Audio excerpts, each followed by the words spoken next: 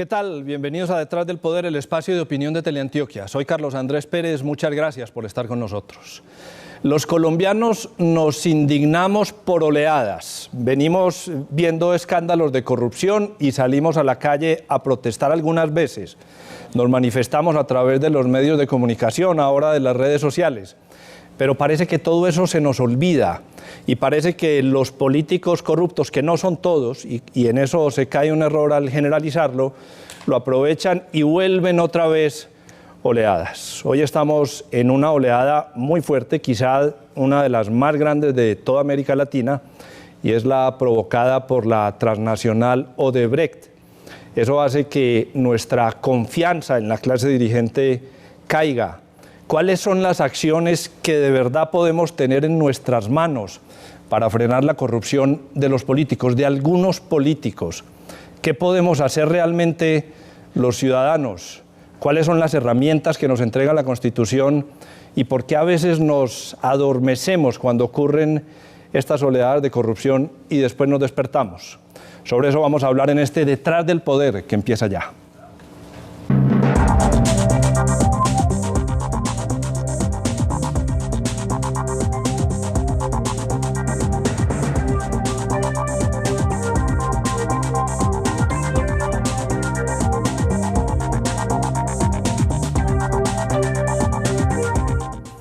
Tenemos herramientas en nuestras manos, la misma Constitución nos da herramientas para pronunciarnos, pero a veces yo no sé si es que no nos creemos el cuento o no las conocemos, pero no las utilizamos. En este momento hay unas herramientas en las calles, hay dos grupos recogiendo firmas, uno está coordinado en nuestra ciudad por Alexander Rúa, es el grupo que recoge firmas para convocar a un referendo que reduzca el salario de los congresistas. Hay otro grupo liderado por los senadores Claudia López y Antonio Navarro, en el que en 7 puntos pretenden cambiar las prácticas corruptas, también llamándonos a un referendo. Estamos con Alexander Rúa, que es el coordinador de ese movimiento en la ciudad de Medellín. Y tenemos también aquí en el estudio en Teleantioquia a David Suárez, es profesor de la Universidad de AFIT y es un provocador de las redes sociales. Es una persona que permanentemente nos está atizando a movernos, que es específicamente lo que tenemos que hacer. Señores, buenas noches, muchas gracias por estar con nosotros. Buenas noches, gracias por la invitación y sí, precisamente incluso la iniciativa de nosotros parte desde la búsqueda de salir de las redes sociales. Digamos que el profe incita a que estemos en las redes sociales y nosotros estamos tratando de salir de las redes sociales y hacer algo como ciudadanos. ¿Y cómo se da esa primera semilla? ¿Por qué dicen ustedes, nos mamamos ya de los políticos corruptos, que repito, no son todos, pero vamos a hacer algo para al menos que les duela? Pues precisamente porque, digamos que vos lo mencionabas ahorita, y es que nos hemos acostumbrado también a que cada año hay algún escándalo de corrupción, y eso se apacigua, pasa, pero no pasa nada. Entonces, por lo menos desde los jóvenes, desde la ciudadanía, desde esos mecanismos que nos ofrece la Constitución, estamos buscando o pretendemos darle también un mensaje muy claro, no solo a los demás jóvenes, sino también a la ciudadanía, y es que a partir de sumar uno a uno podemos comenzar a hacer un control político desde la ciudadanía de los congresistas, que es la mejor imagen de lo que termina siendo un político en este país. David, ¿me equivoco cuando lo tildo de provocador? ¿De usted le gusta apoyar a los estudiantes, a la gente en las redes sociales? ¿Lo consigue además? Bueno, buenas noches, Andrés, Alexander. No, tiene usted toda la razón. Yo me formé con el maestro Carlos Gaviria, y todos sabemos que Gaviria pues viene de la escuela de Sócrates y de Platón, y me gusta mucho ese sistema de preguntar, de provocar, de poner en duda, de averiguar, de mostrar si el otro sí está siendo argumentativamente coherente. Y en este tema de la corrupción, yo quisiera un primer punto, y es aclarar que la corrupción no es exclusiva del sector público ni de la clase política. Eso es cierto. Sino que la corrupción también está entrometida, enclausulada en el sector privado. ¿sí? Los temas recientes de los carteles económicos, el tema reciente de Interbolsa, el tema del carrusel de Bogotá, si bien había una alcaldía comprometida, también había unos contratistas. Entonces, es un tema que afecta a todos los colombianos por igual, tanto sector público como sector privado.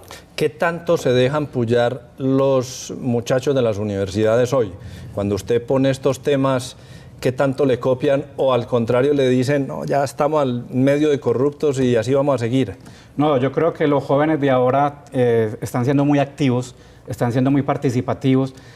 Yo, por ejemplo, que soy de una universidad privada, a pesar de que me formé en una pública, me sorprendo mucho porque allí, por ejemplo, en la Universidad EAFIT, pues hay personas de todas las corrientes, de todas las tendencias, y los jóvenes y los muchachos son capaces de refutar a un profesor, de opinar diferente.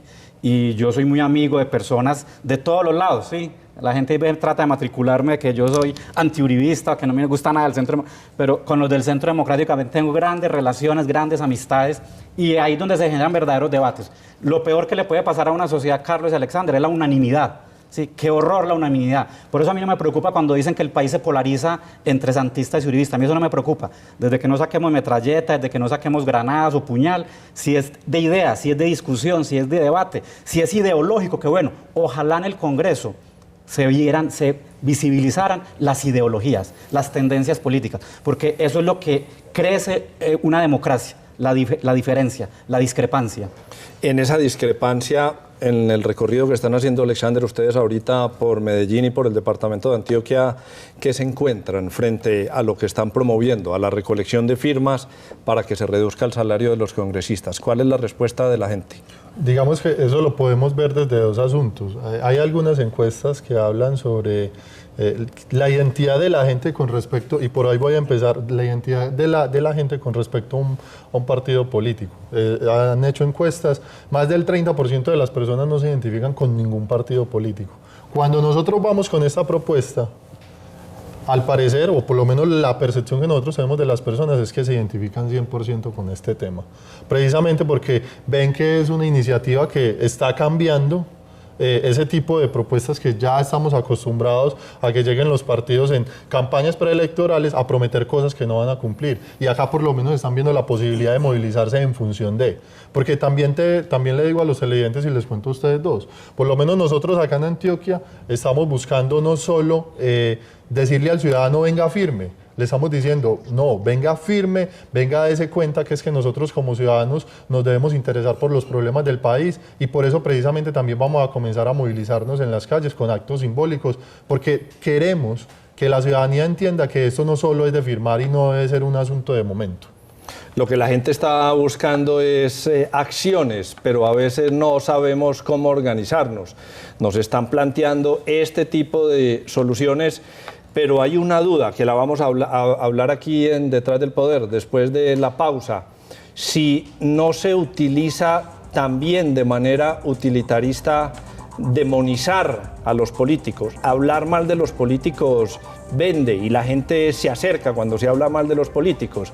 El referendo, por ejemplo, que están promoviendo los senadores Navarro y López, se votaría en febrero del 2018.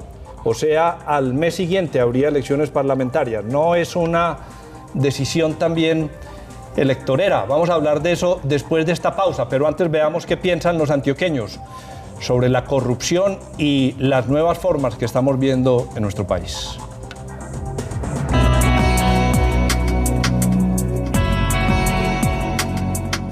Pues yo pensaría que es aumentando las penas y acabando con los corruptos de la manera que sea. No votar por las personas que se comprueba que tienen problemas con la justicia. Hacer que la justicia sobresalga y que las penas de verdad sean penas correctivas para los políticos corruptos. No votar por los corruptos. La mejor manera es mirar a quienes estamos montando en el poder. Esa es la mejor manera. Y si nos toca el pueblo votar en blanco, pues votaremos en blanco. Que sea alguna vez en la historia.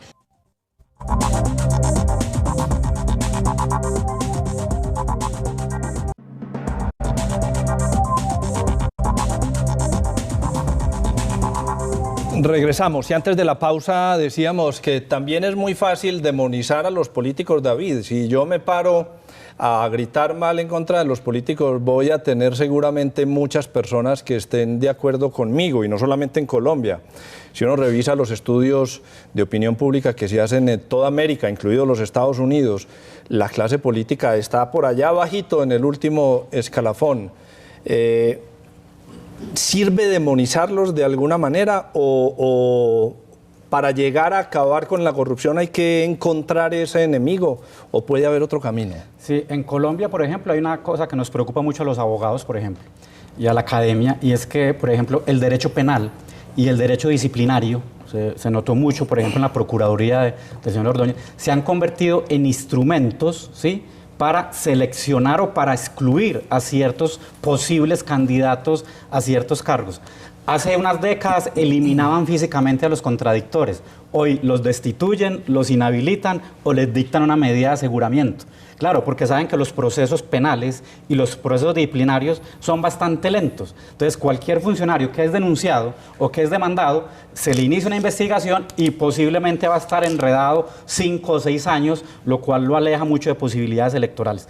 Entonces, pero frente a tu pregunta, yo creo que sirve de muy poco. Colombia es un país que sufre de amnesia y la clase política es muy hábil. Les pongo un solo ejemplo.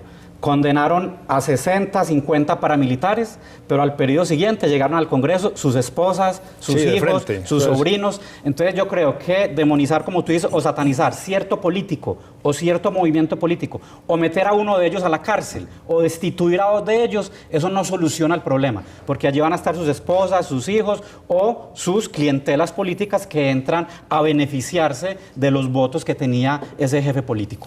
Ustedes dicen, Alexander, que reducir el salario es un primer paso, pero debe haber mucho más que reducir el salario de los congresistas para terminar con toda esta corrupción. ¿Qué tienen en mente? ¿Ustedes logran recoger las firmas? Entiendo que ya van muy cercano a lo que les pide la registraduría. ¿Se convocaría ese referendo? ¿Tendría que votar 1/4 del censo electoral? Corríjame si estoy equivocado. De ahí 50 más 1 de los votos. Es decir, es un camino largo, no es fácil. ¿Sienten que solamente con lo que están haciendo ya van ganando? Pues de entrada, esta propuesta que hemos planteado como jóvenes ya ha dado incluso para lo que usted estaba manifestando ahorita. Lo que está haciendo la senadora o la Alianza Verde, pues en parte puede verse como resultado de ese debate que nosotros estamos planteando alrededor de cuestionar a los políticos y decirles, ustedes es necesario que tengan un control. Hay una cosa para puntualizar, la propuesta de nosotros no solo busca la reducción del salario de los congresistas, sino también limitar el tema de la reelección inmediata de ellos, y tiene que ver también con el tema de la inasistencia a las plenarias. Y pues obvio, a partir de acá lo que se vendrá es, en los trámites que plantea la registraduría, digamos que ya estamos cercanos a que esa propuesta ingrese al Congreso, donde nosotros sabemos que eso no va a pasar. Pero si nos acercamos al 20% del censo electoral en cantidad de firmas, se iría a una convocatoria directa donde pues aspiramos la gente responda a ¿Qué serían esta cuántas? solicitud. Más de 7,5 millones de firmas. ¿Hoy nos puede decir cuántas llevan recogidas, más o menos? Pues en ese momento, todavía faltando un poco más de 4 meses, ya nos estamos acercando a los 2 millones de firmas. Teniendo en cuenta que diciembre y enero pues son meses un poco complejos porque la gente está en periodo de vacaciones. Y bueno, y yo creo que más allá de eso, yo creo que también la gente se debe contagiar de esta energía con la que los jóvenes estamos buscando hacer esto. Y le quiero sumar un punto pequeño al tema de esto. Esto no va a cambiar solo con que los jóvenes salgamos a manifestarnos a la calle, como lo vamos a hacer el 31 de marzo en una marcha que va a ser en contra de la corrupción y en contra de la politiquería. También tendrá que hacerse algunas reformas al interior del Estado, porque dentro del interior del Estado ya hay unas estructuras que permiten que se siga replicando este modelo de corrupción, de politiquería y de clientelismo. David, muy válido lo que están haciendo en el país, tanto los estudiantes aquí en Medellín como en otras ciudades, pero ¿qué más debería ponerse en cara la sociedad civil para terminar con este flagelo? Sí, claro, Carlos, que yo quiero hacer una advertencia. Si bien yo valoro mucho el esfuerzo de que la gente se movilice, a mí me preocupa mucho abusar tanto de los mecanismos de reforma constitucional. Es decir, utilizar el referendo desgasta la figura, eso vale mucha plata, y entonces tenemos el referendo de los jóvenes, tenemos el referendo de Claudia, tenemos el referendo de Vivian Morales, entonces vamos a convertir esa figura en el día a día. ¿Qué más tenemos que hacer? Es empezar desde los comportamientos más mínimos ciudadanos, porque es que no solo hay corrupción en la clase política, hay fraude académico en las universidades, en los colegios, ¿sí? La corrupción del padre de familia que no paga IVA, la corrupción del padre de familia que trata de sobornar a un guarda de tránsito, ¿sí? Entonces, yo creo que más que aspectos jurídicos, más que reformas legales o constitucionales, creo que la corrupción es un tema educativo, cultural y que debe partir desde las familias y desde los colegios. Nos quedamos cortos, sin duda, para hablar de algo que nos molesta en lo personal, nos da rabia como ciudadanos que siga pasando, pero estos son aproximaciones a entender que la ciudadanía sí se está pronunciando. David, Alexander, muchas gracias por estar en Detrás del Poder. Muchas gracias por la invitación. Nosotros vamos a ver qué dicen los antioqueños sobre este tema y luego vemos la encuesta que hicimos con MGR, Investigación de Mercados, para Detrás del Poder.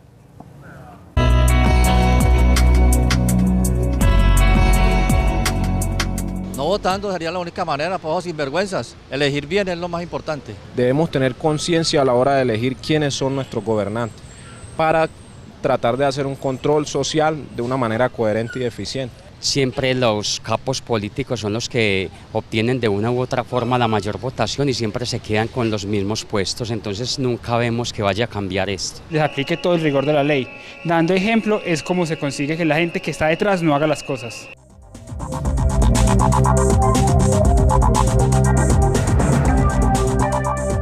Regresamos y con MGR Investigación de Mercados hicimos una encuesta en Antioquia para preguntar sobre los niveles de corrupción, cómo se vienen manejando, si hoy son más corruptos los políticos que antes. Igualmente, cuál es la percepción ciudadana que se tiene para mejorar los niveles de transparencia, para erradicar la corrupción. Y para hablar sobre eso, tenemos aquí en el estudio a Juan David Gutiérrez. Él es el gerente de MGR Investigación de Mercados. Juan, muchas gracias por estar con nosotros. Un placer, Carlos. La primera pregunta tiene que ver con lo que decíamos hace unos segundos. Si hoy la percepción de los antioqueños es que hay más o menos corruptos. Esto fue lo que nos respondieron. La pregunta precisa fue, Carlos, ¿cree usted que los políticos de ahora son más o menos corruptos que los de antes? La respuesta fue, a nivel global, el 72% de los evaluados cree que los políticos de ahora son más corruptos que antes, el 6% que son menos corruptos y el 23% cree que son igual de corruptos, solo que ahora nos damos cuenta por los medios y las redes sociales. Que tenemos más visibilización del problema a través de los medios de comunicación que ya cada uno tiene en sus bolsillos, los celulares.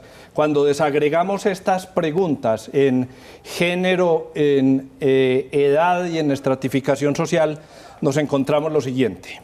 Sí, Carlos, vemos que por género las opiniones son muy similares entre hombres y mujeres, tanto en cuanto a que son más corruptos o menos corruptos, o que influyen más los medios y las redes sociales. Por estratos tampoco hay una tendencia significativa, son digamos que similares, exceptuando en el estrato alto, en los estratos 5 y 6, que se ve más participación, en un 30%, por las personas que creen que son igual de corruptos, solo que ahora nos damos más cuenta por los medios y las redes sociales.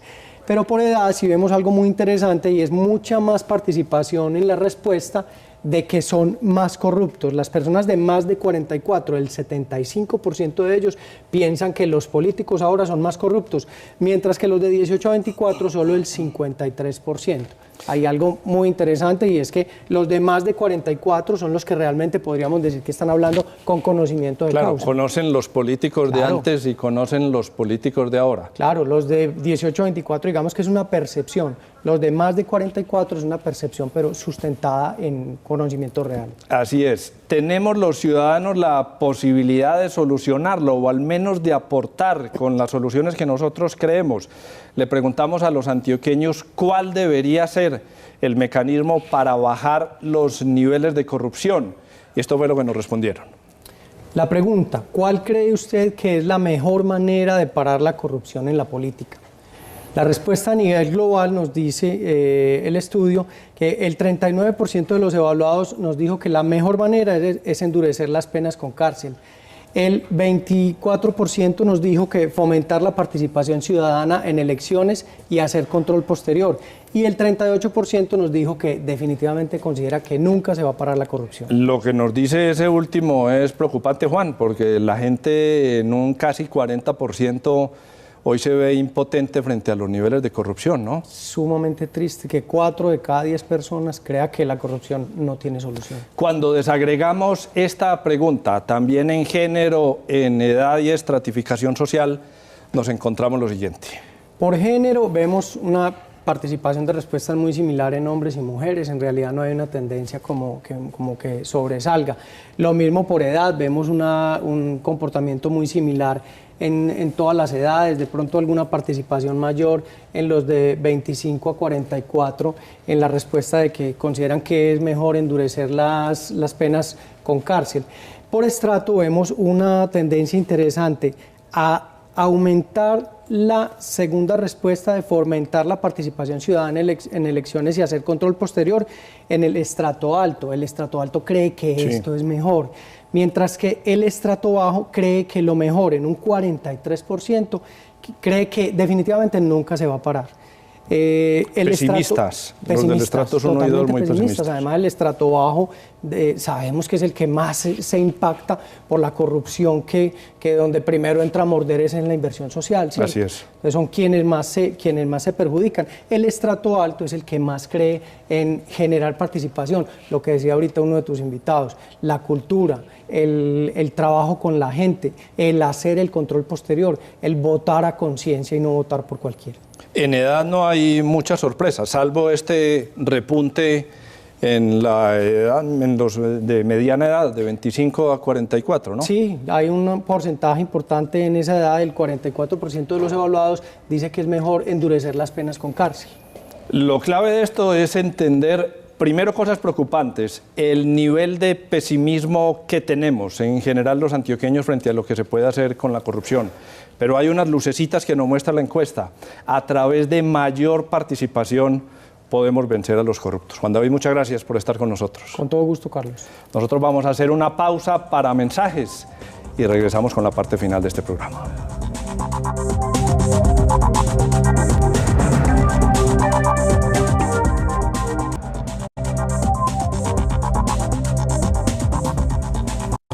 Los políticos corruptos en Colombia siguen tan campantes porque los elegimos de nuevo, porque no les pasa nada, porque nosotros como ciudadanos no nos hemos dado cuenta que los podemos castigar.